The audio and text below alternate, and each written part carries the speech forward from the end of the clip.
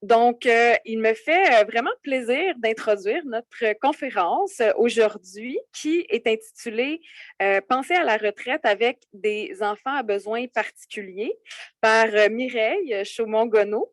Alors, ce sont des résultats qui sont issus de sa recherche dans le cadre de son mémoire de maîtrise qu'elle a réalisé ici à l'INRS au centre UCS dans notre programme en études des populations. Et maintenant, Madame Chaumont-Gonneau est agente de planification, programmation et recherche en soutien à la recherche et au transfert des connaissances. Je pense que c'est le plus long titre. Donc, et elle effectue tout ça au Centre de recherche et d'expertise en gérontologie sociale, le CREGES pour les intimes, que l'on salue bien sûr aujourd'hui. Alors, l'événement ça comporte donc une présentation de 40-45 minutes et par la suite, ça sera suivi d'une période de questions. Et voilà, c'est ce que j'avais à vous dire et sans plus tarder, je laisse la parole à Mireille. Donc, merci à tout le monde d'être présent aujourd'hui pour ma présentation. Donc, comme Maud l'a dit, c'est vraiment la recherche que j'ai faite dans le cadre de ma maîtrise en études des populations à l'INRS, donc sous la direction de Maud Pugliese et Hélène Bello. Donc, ma présentation s'intitule « Penser à la retraite en ayant un enfant à besoins particuliers ». Donc, le plan de la présentation est assez simple. Je vais commencer par une mise en contexte qui est comme les éléments de ma revue littérature. Ça va nous mener à ma problématique de recherche, ma question de recherche. Ensuite, je vais brièvement présenter ma méthodologie. Puis, le plus gros de la présentation, ça peut être sur mes résultats. Puis, on va finir avec une conclusion. Donc, pour ma mise en contexte, j'ai 3 éléments que je vais vous présenter aujourd'hui. Donc, les inégalités financières à la retraite selon le genre, le travail de soins effectué par les parents d'enfants à besoins particuliers et je vous parle un peu de la pertinence scientifique de cette recherche. Donc, vraiment, les informations qui suivent, c'est basé sur des articles scientifiques. Pour commencer, je voulais présenter le système de retraite québécois pour faire une petite mise en contexte pour qu'on comprenne mieux les résultats. Donc, au Québec, le système de retraite est composé de 3 paliers. Donc, à la base, comme on peut voir sur la pyramide à l'écran, il y a les régimes de retraite publique. Donc, ça, c'est des régimes qui offrent un revenu de base pour toutes les personnes qui résident au Québec. Donc, c'est des mesures d'assistance, ce qui veut dire que personne n'a besoin de contribuer à ces régimes-là pour obtenir une rente une fois à la retraite. Toutefois, c'est surtout destiné aux personnes qui ont des revenus plus bas. Donc, ça, c'est vraiment le régime, ça offre une rente de base. Ensuite, au deuxième palier, il y a le régime des rentes du Québec, donc le RRQ. C'est comme l'équivalent du régime de pension du Canada. Donc, ça, c'est un régime de retraite auquel chaque personne qui travaille au Québec qui fait plus que 3 500 $ par année cotise. Donc, à chaque paye, il y a un retrait qui est fait pour le RRQ. Puis, une fois à la retraite, il y a comme un retour. Chaque personne va avoir une rente du régime des rentes du Québec.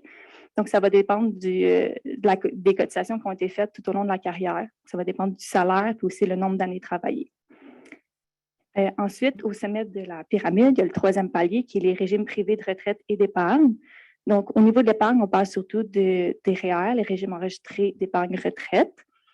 Puis, pour les régimes privés de retraite, ça, c'est les régimes d'employeurs. Donc, au Québec, les employeurs ne sont pas obligés d'offrir un régime de retraite à leurs employés. Donc, ça va vraiment dépendre de où est-ce que chaque personne travaille s'ils ont accès à ça.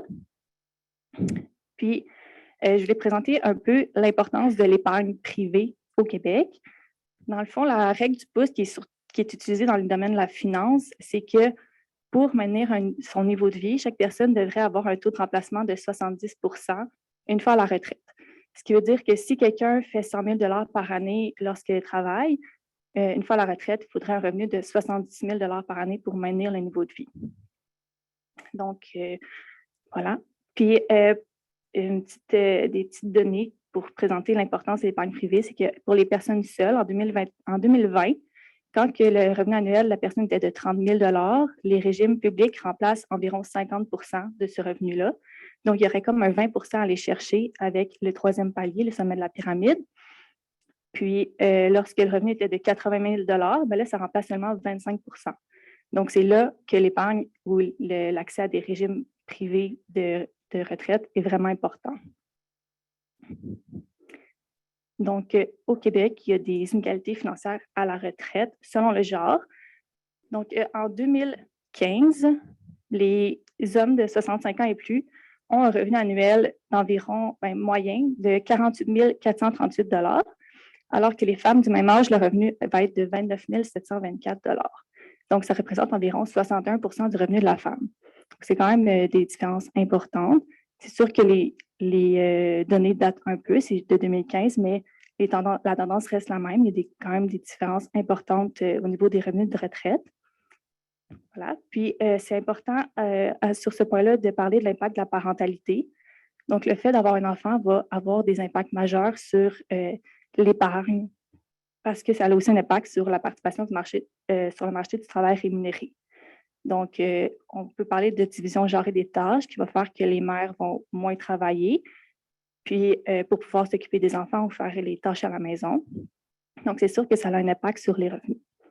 On peut aussi parler du plafond de mère, ce qui est... Désolée. Ça fait référence au fait que les mères vont prendre des décisions professionnelles qui vont faciliter la conciliation travail-famille. Donc, on peut parler de refuser des promotions, par exemple, pour avoir plus de temps, pour se concentrer sur les enfants. Donc, ça aussi, bien sûr, ça a un impact sur les revenus.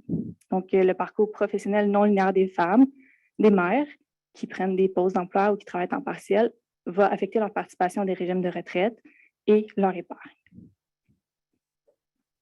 Voilà. Puis le deuxième sujet de ma mise en contexte, c'est le travail de soins effectué par les parents d'enfants à besoins particuliers. Il y a des recherches qui démontrent qu'au Québec, quand les enfants à besoins particuliers sont en bas âge, les mères vont accomplir une plus grande partie du travail de soins. Ça a bien sûr un impact au niveau des finances parce que les mères vont accorder moins de temps au marché du travail rémunéré, ce qui diminue les revenus. Puis aussi, avoir un enfant à besoins particuliers va affecter les dépenses. Il y a des coûts supplémentaires pour différents trucs. Ça peut être pour des services spécialisés, pour du gardiennage, du répit, du matériel pour adapter la maison, le véhicule. Donc, il peut y avoir beaucoup de coûts associés à ça. Il y a aussi un manque de disponibilité dans le secteur public, ce qui va faire en sorte que les parents doivent se tourner vers le secteur privé, ce qui est très dispendieux. Donc, ça m'amène à la pertinence scientifique de ma recherche. Lorsque j'ai fait ma revue de littérature, j'ai vraiment vu qu'il y avait peu de connaissances scientifiques au sujet de la parentalité d'un enfant majeur qui a des besoins particuliers. Les recherches portent surtout lorsque l'enfant est en bas âge. Puis, il peut y avoir aussi des recherches par rapport au passage à la majorité de l'enfant, mais c'est rarement comme avec la vision. Rarement on parle des parents là-dedans, on parle surtout de l'enfant. Puis, il y a aussi peu de connaissances scientifiques sur le sujet de la préparation financière à la retraite dans le couple. Il y en a un peu. Par exemple, Maud Villiers et Hélène Bello qui ont fait une recherche au niveau de l'épargne. Il y en a aussi une autre, par exemple, de Tish and Lurch que je vais vous présenter un peu plus tard. Mais c'est quand même globalement un sujet qui n'est pas très étudié. Donc, moi, ma recherche, dans le fond, ça combine ces deux sujets-là. Donc, ça m'amène à ma question de recherche qui est aujourd'hui au Québec, comment la préparation à la retraite des mères et des pères d'un enfant à besoins particuliers est-elle influencée par le passage à la majorité de l'enfant et la division genrée des tâches au sein du ménage?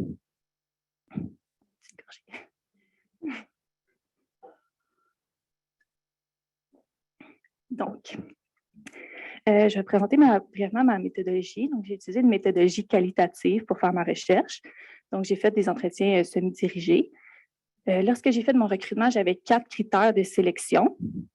Le premier, c'était avoir un enfant majeur ayant un handicap diagnostiqué qui limite de façon importante les activités quotidiennes. Donc, ça, c'est un langage qui est utilisé dans le domaine au niveau scolaire pour les aides financières. Donc, les parents peuvent comprendre ou déterminer eux-mêmes si leur enfant rentre dans cette catégorie-là ou non. Ensuite, c'est avoir entre 45 et 65 ans pour que ce soit des personnes qui s'approchent plus de leur préparation à la retraite ou de la période de la retraite elle-même. Ensuite, être en couple avec l'autre parent de l'enfant à besoin particulier. Donc, ça a été un choix vraiment pour pouvoir analyser la division genrée des tâches au sein du couple, puis la préparation financière à la retraite aussi, au sein du couple. Puis le dernier critère, c'était résider au Québec. Donc, j'ai fait un total de 10 entretiens. Ils duraient environ 1h30. Puis ils ont tous été faits par vidéoconférence. Donc, j'ai fait avec 8 mères puis 2 pères. La seule raison pourquoi ce n'est pas un nombre égal, c'était par l'intérêt des personnes de participer. Donc, moins de pères se sont manifestés. Donc, c'est pourquoi il y a il y a quand même beaucoup plus de mères qui ont participé aux entretiens. Mais un élément qui vient un peu prendre ça en compte, c'est le fait que lors de mes entretiens, j'ai posé des questions par rapport aussi au conjoint ou la conjointe de la personne qui participait. Donc, comme ça me permet de recueillir aussi l'information pour un total de 10 femmes et 10 hommes, puisque c'était tous des couples hétérosexuels. Donc, c'est aussi important à garder en tête lorsque j'ai présenté mes résultats, parce que vraiment, les analyses ont vraiment été faites pour 10 couples, donc un total de 20 personnes, si on veut. Mes participants avaient entre 48 et 65 ans, puis leurs enfants entre 18 et 36 ans. Donc, c'est quand même une bonne différence d'âge. Donc, ça permet de voir plusieurs situations. Les enfants, c'est sûr qu'il y avait toutes des limites importantes pour accomplir les activités quotidiennes, mais quand même des niveaux de capacité différents. Donc, c'est sûr que ça va avoir un impact sur les besoins et sur les coûts qui sont associés à ces besoins-là. Voilà. Puis, il y avait des handicaps qui étaient moteurs, puis il y a aussi des déficiences intellectuelles, des personnes qui avaient la trisomie 21, donc il y avait quand même différents aspects. Donc voilà. Puis la majorité des participants étaient mariés. Donc c'est important de se rappeler de ça, parce que quand je parlais de la préparation à la retraite, ça peut affecter la vision un peu que le monde a de leur argent, parce que légalement au Québec, quand tu es marié, les actifs sont possédés par les deux personnes. Puis il y a une participante qui était conjointe de fait. Voilà. Donc, on est rendu à la section sur les résultats. J'ai séparé ça en 5 sections, soit le partage inégal des tâches qui perdure, l'impact sur le parcours professionnel de ce partage inégal des tâches, l'impact sur les finances, le fait d'avoir un enfant à besoin particulier, la planification financière à la retraite, puis ce qui implique penser à la retraite pour ses parents qui ont un enfant à besoin particulier. Donc, tout d'abord, au niveau du travail de soins, j'ai analysé qu'en général, il reste similaire ou il augmente avec le temps pour les participants. Dans la majorité des cas, c'était ça. Donc, soit la situation de l'enfant était stable, donc ça reste plutôt similaire, ou parfois il y a des complications qui s'ajoutent au courant de la vie. Donc, habituellement, quand on a un enfant, on pourrait s'attendre à ce qu'il diminue une fois qu'il devient majeur, mais ici, ce n'est pas nécessairement le cas. Il y a aussi des participants qui ont mentionné que eux, en vieillissant, il y a de moins en moins d'énergie, donc ça peut être difficile d'accomplir la même quantité de travail de soins que lorsqu'ils étaient plus jeunes, puis que leur enfant était plus jeune. Au niveau du partage inégal, j'ai analysé que dans la majorité des cas, donc 6 cas sur 10, les mères s'occupent d'une plus grande partie des tâches de soins pour l'enfant. Donc, les tâches de soins, c'est vraiment large. Là. Ça peut être tout ce qui est lié à faire les repas, aller à des rendez-vous, faire des activités spécialisées pour l'enfant, s'occuper de l'hygiène. Donc, c'est vraiment quelque chose de large, mais dans la majorité des cas, c'était les mères qui en faisaient une plus grande partie.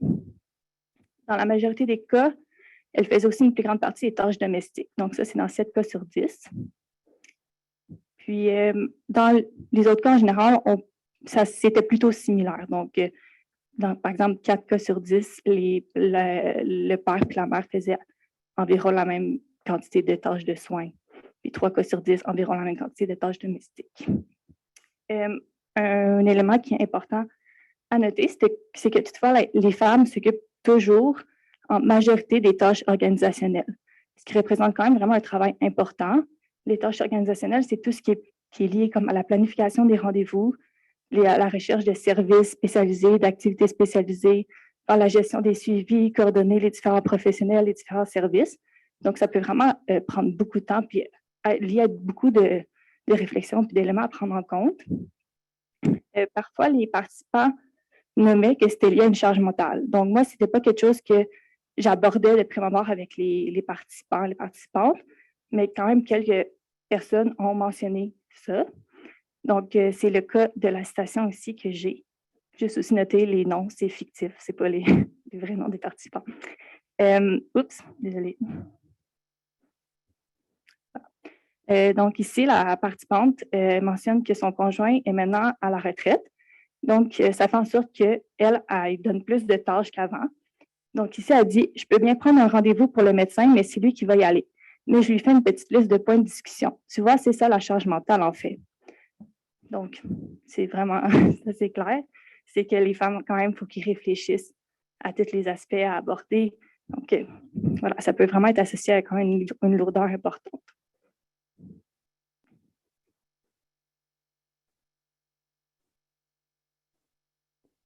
On est rendu à la section des impacts du partage inégal des tâches sur le parcours professionnel. Donc, la majorité des femmes ont perçu un impact marqué sur leur parcours professionnel, donc 7 femmes sur 10. Ça comprend donc les participantes et les conjointes. Puis c'est le cas pour une minorité d'hommes, donc 2 hommes sur 10. Il y avait vraiment comme un modèle commun, qui est un peu le modèle du père pourvoyeur, que c'est l'homme continue de travailler afin d'obtenir un bon revenu. Puis c'est souvent quelque chose qui est comme vraiment dit on a quand même un haut niveau de dépenses, donc on a besoin qu'il y ait quelqu'un qui ait un bon revenu.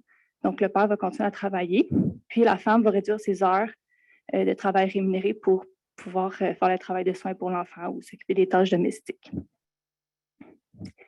Donc ici, j'ai mis un petit tableau avec les différents impacts qui peuvent être perçus sur le parcours professionnel.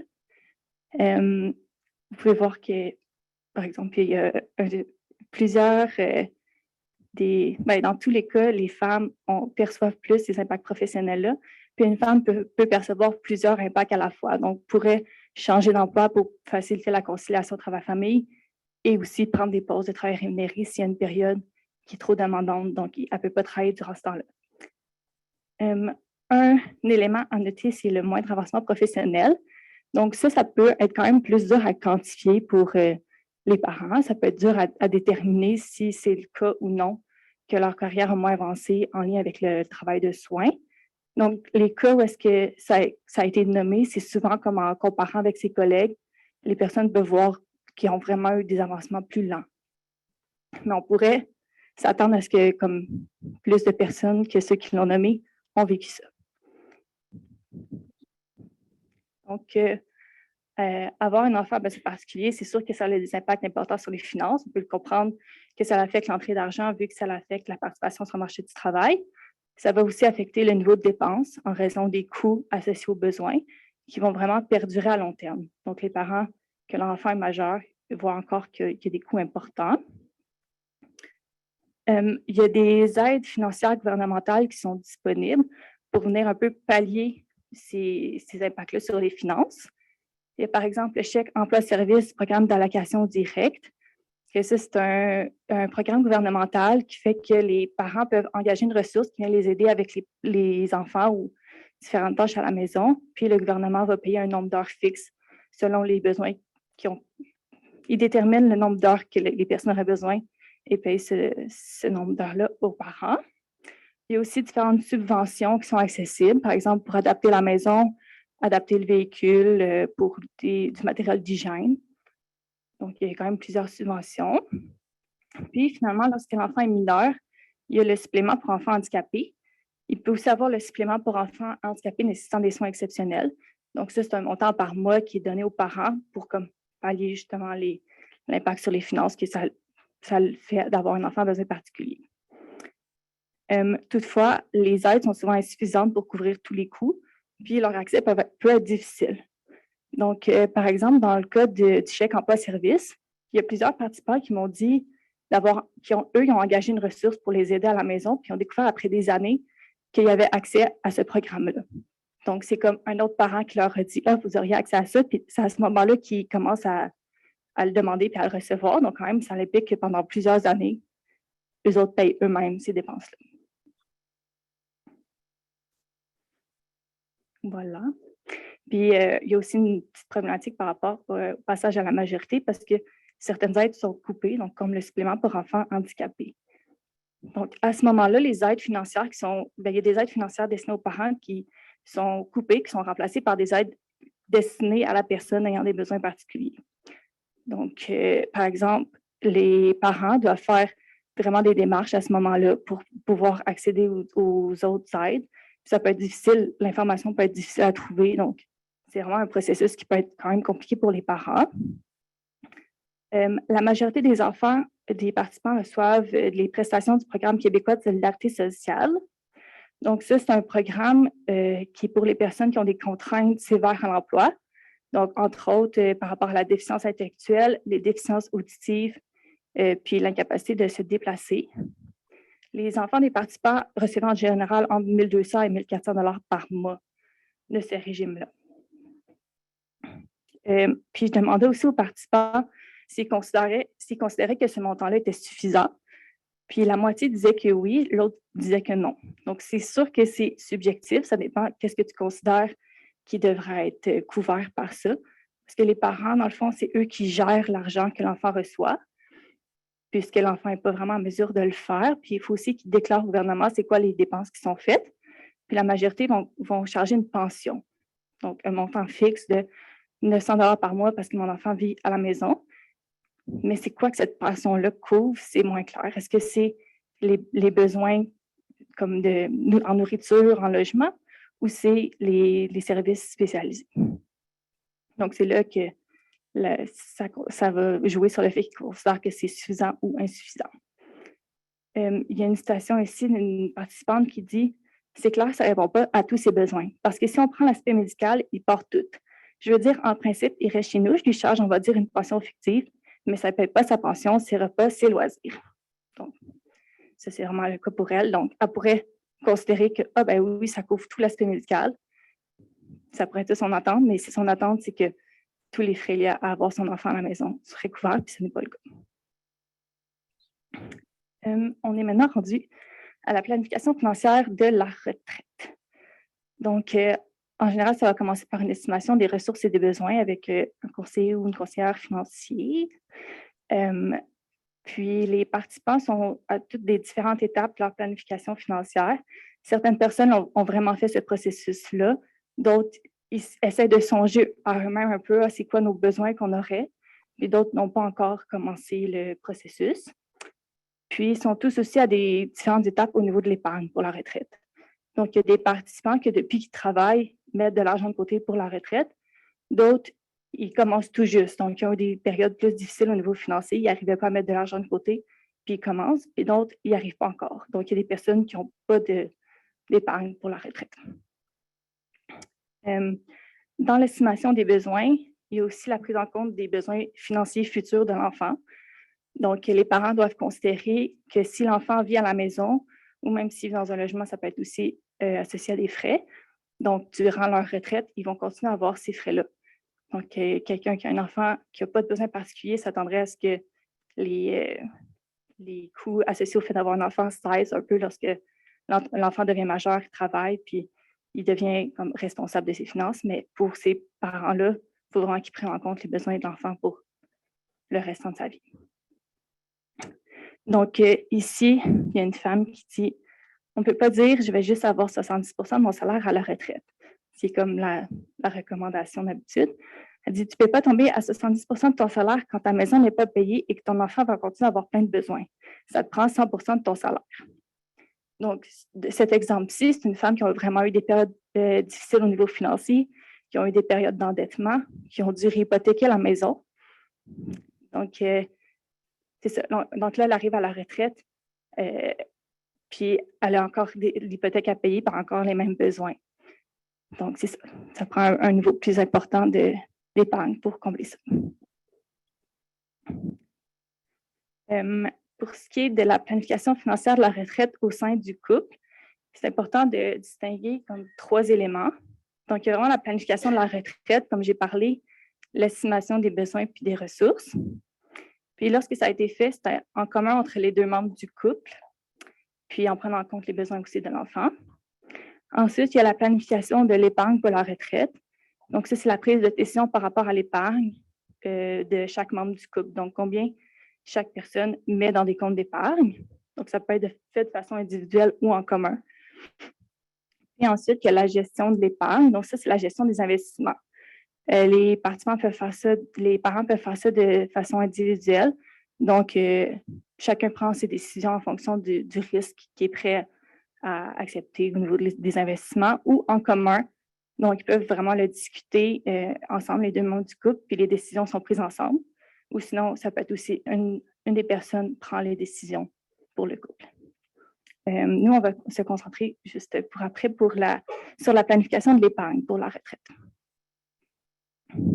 Donc, la moitié des participants planifient leur épargne séparément, puis l'autre moitié en commun.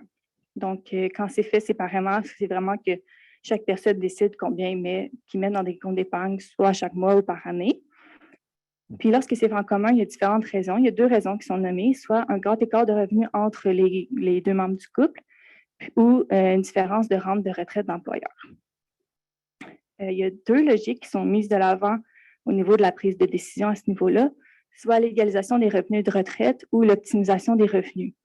Donc, pour l'égalisation des revenus de retraite, c'est que, par exemple, on peut prendre en compte que la femme a une rente de retraite d'employeur, mais pas l'homme. On va épargner dans les régimes les REER de l'homme pour rééquilibrer. L'optimisation des revenus, ça peut être soit pour prendre en compte l'aspect fiscal, de comme mettre de l'argent dans les REER de la personne qui a des moins hauts revenus pour avoir les avantages fiscaux liés à ça.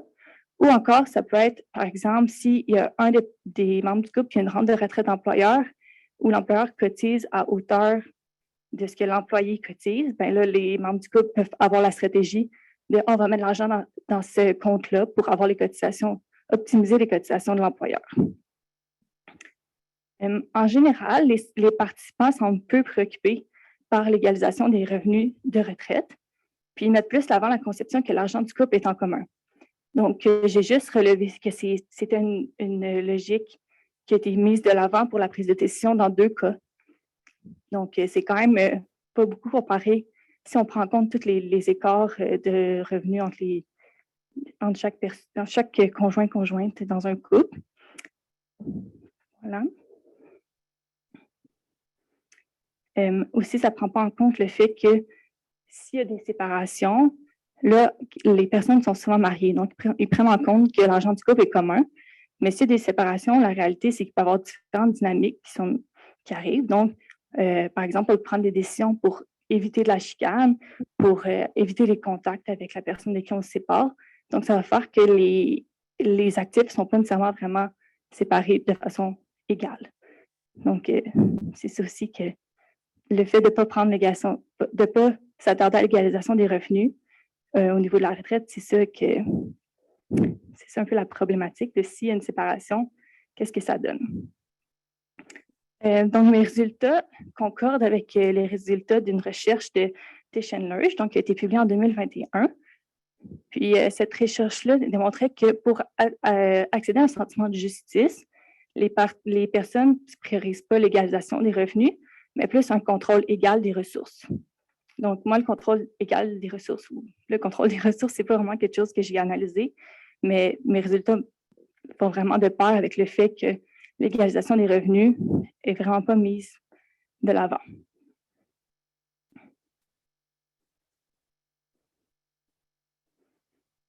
Le fait qu'il y ait peu d'égalisation des revenus de retraite, c'est sûr aussi que ça mène à des différences de revenus personnels à la retraite. Donc, j'ai pu estimer à partir des données que j'ai recueillies sur l'épargne, donc soit les différences de montant dans les REER, le parcours sur le marché du travail rémunéré, les revenus, puis la possession d'une rente d'employeur, que dans la majorité des cas, donc 6 cas sur 10, les participantes ont ou auront un revenu personnel à la retraite qui est inférieur à celui de leur conjoint. Dans 2 cas, ça serait plutôt égal, puis dans 2 autres cas, celui de la femme serait plus élevé. Donc, il y a quand même le partage inégal des tâches qui a un impact sur le parcours professionnel, peu d'égalisation des revenus de retraite. Donc, ça fait qu'il y a vraiment des différences de revenus entre les hommes et les femmes une fois à la retraite. Puis aussi, dans plusieurs cas, les revenus à la retraite des 2 membres du couple ne sont pas suffisants. Ce qui fait que souvent, il y a une nécessité de continuer à travailler, même après avoir atteint l'âge normal de la retraite, soit 65 ans. Donc, c'est la moitié des participants qui envisagent ça. Souvent, ils vont nommer qu'ils aimeraient réduire le nombre d'heures, donc travailler à temps partiel ou prendre des petits contrats quelques fois dans l'année. Mais quand même, le fait que la moitié considère cette option-là, c'est quand même une grande proportion. Puis, en général, ce serait les 2 membres du couple qui vont envisager ça, qui vont continuer à travailler. Les participants qui parlent de continuer à travailler, c'était des personnes qui ont eu des périodes vraiment difficiles au niveau financier. Dans tous les cas, le fait d'avoir un enfant à besoin particulier a eu un impact important sur le parcours professionnel de la personne participante ou sa conjointe, généralement plus sur les femmes. Il y a une citation ici d'une femme qui dit « Je ne vois pas comment on va finir de travailler nous autres. Mon conjoint, ça lui fait beaucoup peur. Moi aussi, mais lui, il n'est pas en forme comme moi. Il a plus de problèmes de santé que moi, fait qu'il a hâte à sa pension. Mais tu sais, ça coûte cher à se faire la vie. » Donc, c'est vraiment ça, c'est que ce n'est pas une décision, c'est vraiment une obligation de continuer à travailler. Puis, avoir des problèmes de santé, ça ne permet pas toujours ça. Donc, ils se retrouvent dans cette situation-là à cause des impacts financiers que ça a eu au cours de leur vie, le travail de soins effectués ou différentes choses aussi. Mais puis, il y a quelques participants qui ont un discours qui est un peu plus positif, qui disent on va voir qu'on continue à travailler, mais peut-être que ça va nous garder en forme plus longtemps. Donc, on voit ça plus positivement. Puis après ça reste que c'est pas nécessairement souhaité en général de continuer à travailler. On est rendu à la dernière section des résultats, qui est ce qu'implique penser à la retraite pour les parents d'un enfant à besoins particuliers. Donc, premièrement, il y a l'implication de l'enfant dans les plans de retraite des parents. Souvent, les participants, quand je leur parlais de leur retraite, comment ils voyaient ça, ils parlaient d'un désir de se reposer ou de profiter de la vie. Par exemple, une femme qui disait qu'elle, bien que quand elle va être à la maison 24 heures sur 24, elle ne veut pas que sa vie tourne autour de son enfant. Donc, elle veut continuer à engager une ressource qui vient l'aider, elle veut pouvoir s'actualiser, elle veut pouvoir faire des projets. Donc, il y a ça. Puis, il y a aussi souvent un désir de voyager. Mais ça, c'est sûr que c'est associé à des coûts supplémentaires comme au niveau du gardiennage. Donc, si, par exemple, les parents partent 2 semaines en voyage, mais ça implique payer 2 semaines quelqu'un à la maison 24 heures sur 24 pour s'occuper de l'enfant s'il ne l'amène pas en voyage avec eux. Donc, c'est quand même des coûts très importants. La citation que j'ai mise ici, c'est un homme que lui et sa femme désirent passer leur retraite, leur hiver en Floride, une fois à la retraite, comme beaucoup de Québécoises. Puis lui, qu'est-ce qu'il souhaiterait pour son enfant, ce serait de trouver un logement supervisé. Puis là, la citation, c'est comme dans l'hypothèse s'il en trouve un. Il dit, son appartement, on ne va pas le laisser, ça va nous avoir pris 12 ans avant de l'avoir. C'est ce qu'il réalise durant ses recherches, que les listes d'attente sont très longues. Il dit, fait que c'est pas vrai qu'on va le laisser aller parce qu'on s'en va pendant l'hiver 6 mois. Fait que dans le fond, il faudrait payer l'appartement vide. Donc, eux veulent amener leur enfant, ils ne veulent pas le laisser 6 mois seul au Québec. Donc, ça implique payer son billet d'avion, payer son hébergement, tous les coûts une fois en Floride, mais aussi payer l'appartement vide. Donc, c'est vraiment lié à des dépenses très importantes. Il y a aussi beaucoup de réflexions par rapport à l'avenir de l'enfant. Donc, les parents pensent à leur avenir, à leur retraite. Ça implique aussi de penser, bon, une fois que je suis à la retraite, mon enfant, comment il s'imbrique, mais après ça, comment il va vivre, qu'est-ce qu'il va faire mon enfant. Donc, il y a par exemple la planification du logement. Donc, il y a quelques options que les participants voient, soit qu'ils vivent avec un proche, en famille d'accueil, en logement supervisé ou dans un centre d'hébergement de soins de longue durée, donc un CHSLD. Mais les participants voient en général les points négatifs à pas mal toutes ces options-là. Donc, par exemple, de vivre avec un proche, souvent la personne envisagée, c'est quelqu'un dans la fratrie de l'enfant qui a des besoins particuliers. Mais les parents ont le discours de « je ne veux pas donner toutes ces tâches à un autre de mes enfants, je voudrais qu'ils vivent leur vie ». Donc, c'est rarement quelque chose qui est vraiment envisagé. Au niveau de la famille d'accueil puis du logement supervisé, c'est souvent comme les options qui sont les plus recherchées. Mais la réalité, c'est qu'il y a un manque de place en ce moment. Donc, même si les parents disent « j'aimerais ça trouver un logement supervisé », il n'y en a pas beaucoup. Donc, ils doutent vraiment de la possibilité. Ça dépend aussi des incapacités de l'enfant. Si les incapacités sont très importantes, là, il y a encore moins de place de logement qui sera adapté à leurs besoins. Il y a aussi parfois des inquiétudes pour savoir si ça va vraiment, si l'enfant va vraiment va être heureux ou si son bien-être va vraiment être pris en compte. Donc, par exemple, il y a une femme qui disait que lorsque son enfant va dans des répits juste pour la fin de semaine, il y a des erreurs médicales. Donc, c'est vraiment quelque chose qui l'inquiète de penser au fait que son enfant vit avec d'autres personnes, qu'elle ne pourra plus être responsable de comment les soins ils sont donnés. Voilà. Puis au niveau des CHSLD, mais c'est sûr que ce n'est pas perçu comme un environnement super agréable ni adapté à une personne jeune. Donc, les parents, c'est quand même une option qui, des fois, qui envisagent, mais qui craignent aussi. C'est pas vraiment quelque chose qu'ils souhaitent pour leur enfant. Ils ont peur qu'ils se retrouvent enfermés. Donc, des fois, c'est comme la seule option, mais c'est sûr que c'est pas ce qui est désiré. Les parents donc, présentent beaucoup d'inquiétudes face au bien-être futur de leur enfant. Donc, il y a une femme ici qui dit « Ce que je veux trouver pour Laurie, c'est une place qu'elle puisse vivre et que le monde l'aime, qu'elle lui donne de l'amour. Notre fille, elle demande juste de l'amour. » Donc, c'est vraiment ça, ça dit ce que ça dit. Tu sais. Elle veut une place, est-ce que sa fille va être aimée, puis si elle n'est pas là pour lui donner ça, c'est qui va lui donner. Donc, on peut comprendre aussi que c'est lié un peu à une planification de leur décès. Donc, quand eux seront plus là, c'est qui va s'occuper de l'enfant. Donc, il y a deux aspects, surtout c'est au plan financier et au plan juridique, outre le logement. Aussi, le logement, je n'ai pas dit, mais il y a certains participants qui veulent passer leur enfant lorsqu'ils sont encore en vie pour pouvoir s'assurer de leur bien-être. Puis il y en a d'autres qui disent « je ne serais pas capable de le faire », donc ce serait plus suite à leur décès. Donc, ça dépend. Au plan financier, donc, les parents, en général, épargnent pour laisser de l'argent à leur enfant durant la période après leur décès. La majorité utilise un régime enregistré d'épargne invalidité, donc un REEI. Donc, ça, c'est un régime d'épargne pour les personnes admissibles au crédit d'impôt pour personnes handicapées. Puis, le gouvernement cotise dans ce régime-là. Puis, la personne qui est prestataire peut faire des retraits à 60 ans. Elle peut le faire aussi plus tôt, mais il y a une perte des cotisations du gouvernement. Il y a par contre certaines personnes qui remettent en question l'utilité de ce régime-là. Donc, la majorité cotise, certains le font sans être sûr que c'est le bon choix.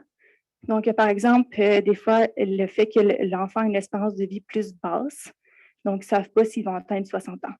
Donc, c'est un peu difficile de savoir combien d'argent mettre dans le compte ou si ça vaut la peine de le faire. Il y a aussi un manque de compréhension au niveau des modalités de retrait et des impacts sur les aides financières. Donc, lorsque quelqu'un reçoit les prestations du programme de solidarité sociale, il ne peut pas avoir plus qu'un certain montant dans son compte, sinon les prestations sont coupées. Donc là, les parents se demandent un peu c'est quoi l'impact du fait d'avoir un régime enregistré d'épargne invalidité pour leur enfant. Donc, on voit vraiment qu'il y a comme un manque d'accès à l'information à ce niveau-là. Puis, il y a des questionnements sur la nécessité de cet argent pour l'enfant. Donc, lié, entre autres, par rapport à leur espérance de vie, mais aussi, ça peut être dur d'évaluer les besoins de son enfant quand tu ne sais pas où est-ce qu'il va vivre. C'est dur à prévoir. Puis, il y a aussi certains parents qui disent « Moi, je sais que j'en ai besoin pour la période de ma retraite, parce que je veux aussi m'occuper de mon enfant. Donc, mon argent que j'ai de plus, je le mets dans ma retraite ou je le mets dans ce compte-là. » C'est quand même des décisions qui sont dures à prendre. Puis l'autre élément au plan financier, c'est l'ouverture d'une fiducie Hansen, puis la détermination d'un fiduciaire. Donc, la fiducie Hansen, c'est quelque chose qui est conçu pour les personnes handicapées. Donc, il y a un fiduciaire qui va gérer les actifs mis dans la fiducie. Généralement, c'est comme l'héritage, par exemple, qui est placé dans la fiducie. Donc, ça fait en sorte que ce qui est dans la fiducie n'est pas considéré comme appartenant à la personne avec des besoins particuliers. Donc, il n'y a pas d'impact sur la solidarité sociale.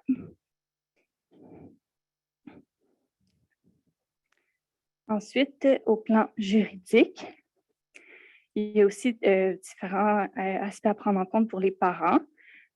Donc, suite au passage à la majorité, le parent est plus comme le représentant légal de l'enfant, ce qui fait en sorte qu'ils doivent ouvrir soit une curatelle ou une tutelle pour assurer sa protection. Donc, depuis, par contre, le 1er novembre 2022, il y a eu des mesures quant aux mesures d'assistance. Donc, aujourd'hui, il n'y a plus de curatelle privée, mais c'était le cas durant mes entretiens. Donc, c'est pour ça que je parle de curatelle.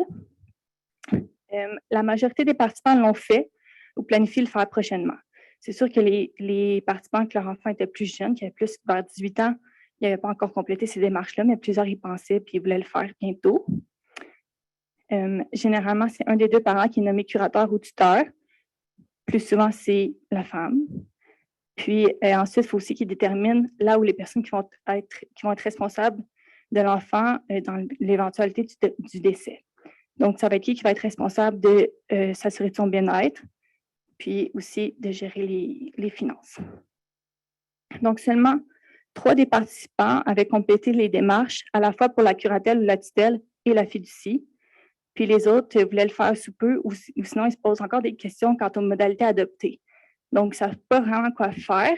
Par exemple, il y a des personnes qui disent « je ne sais pas qui nommer comme responsable, c'est difficile, il faut que ça soit quelqu'un de plus jeune que soi, ça ne peut pas être ta sœur, par exemple, parce que si elle a à peu près le même âge que toi, c'est comme pas logique. Donc, ça peut être difficile vraiment de trouver quelqu'un à qui la personne fait confiance, puis qu'on peut se dire oui, ça va être cette personne-là qui va faire partie, par exemple, du conseil de la tutelle. Voilà.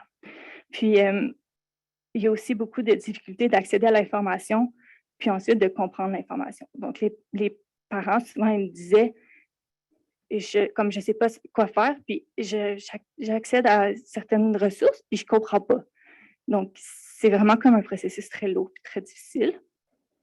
Puis, l'option, s'il n'y a pas d'ouverture de tutelle plus aujourd'hui, c'est le curateur public. Mais en général, dans mes entretiens, je voyais que les parents ont souvent une vision assez négative de ce service-là. Donc, personnellement, je ne sais pas pourquoi je n'ai pas fait des recherches à ce sujet, mais je voyais vraiment que ce n'est pas quelque chose qui est souhaité par les parents, que ça aille vers le curateur public. Donc, on est rendu à la conclusion. Donc, on voit vraiment que la dynamique genrée du partage des tâches va affecter les revenus à la retraite. Puis ensuite, il y a peu d'efforts qui sont mis dans une égalisation des revenus de retraite pour pallier à ces inégalités-là. Donc, il y a des différences selon le genre. L'enfant a des impacts importants sur les finances des parents tout au long de leur vie, mais aussi par rapport à leurs besoins en épargne. Donc, les parents vont avoir un revenu plus faible, un niveau de dépenses plus important, puis ils doivent aussi épargner de façon plus importante pour leur retraite, parce que ce n'est pas juste, par exemple, pour un couple, pour 2 personnes, mais c'est pour 3 personnes, c'est aussi pour l'enfant. Puis aussi, ils veulent épargner en plus dans les REI pour comme la retraite de leur enfant. Donc, c'est vraiment des besoins très importants au niveau d'épargne. Ça peut être très difficile pour les parents qui ont réduit, par exemple, leur participation au marché du travail rémunéré. Aussi, qu'est-ce qui est intéressant, c'est que le passage à la majorité de l'enfant va coïncider souvent temporellement avec la période de planification de la retraite. Donc, pour les parents, ça implique qu'il y a beaucoup de réflexions, beaucoup d'éléments à planifier. Donc, ça peut être très lourd de prendre toutes ces décisions-là qui arrivent un peu en même temps. Puis souvent, je voyais que les participants se sentent un peu dépassés par tout ce qu'ils ont à faire. Ils ont beaucoup de questionnements par rapport à plusieurs choses. Donc, c'est vraiment une période difficile. Donc, ça démontre aussi qu'il y a un manque d'accompagnement qui est offert aux parents afin de les guider à travers toutes ces réflexions-là les questions qui se posent, puis les décisions qu'ils doivent prendre. Voilà. C'est ma bibliographie pour les sources que j'ai citées au cours de ma présentation. Merci.